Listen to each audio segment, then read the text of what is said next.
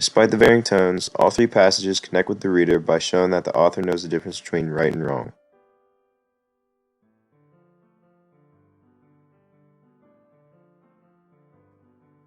Steinbeck reconnects with the United States by traveling the country for 75 days. The story highlights the beauty of different regions and the people he befriends along the way. This is my evidence that relates to the thesis. Thus it remains that I am basically unfitted to take sides in the racial conflict. I must admit that cruelty and force exerted against the weakness turned me sick with rage. This would be equally true in the treatment of any weak by any strong. This quote ties the thesis by showing that Steinbeck not only gets mad from the racial conflict, but any cruel force against weakness fills him with rage, meaning that he has strong morals.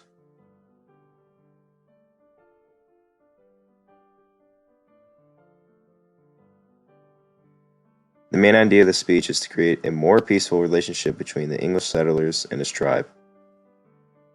For the piece of evidence that relates to the thesis I chose, I am not so simple as to not know that it is better to eat good meat, lie well, and sleep quietly with my women and children, to laugh and be merry with the English, and being their friend, to have copper, hatchets, and whatever else I want, than to fly from all, to lie, cold in the woods, feed upon acorns, roots, and such trash, and to be hunted that I cannot rest, eat, or sleep.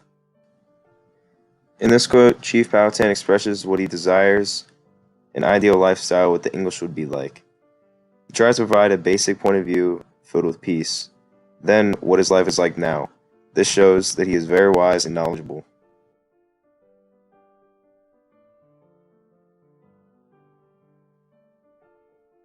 This story explains the crimes and wrongful things happening in a Nigerian community and describes Adechi's brother's experience with cults and becoming a better person.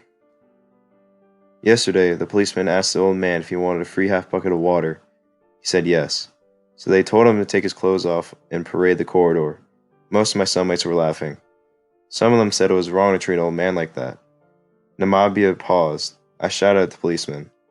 I told him the old man was innocent and ill, and if they kept him here, it wouldn't help them find his son, because the man didn't even know where his son was. They said that I should shut up immediately, that they would take me to cell 1. I didn't care. I didn't shut up. So they pushed me out and slapped me and took me to cell 1. For my explanation on how this relates to the thesis, this quote is Adechi's brother, Namabia, and it shows even when given a severe consequence, he still stands up for the old sick man in prison with him, and does the right thing.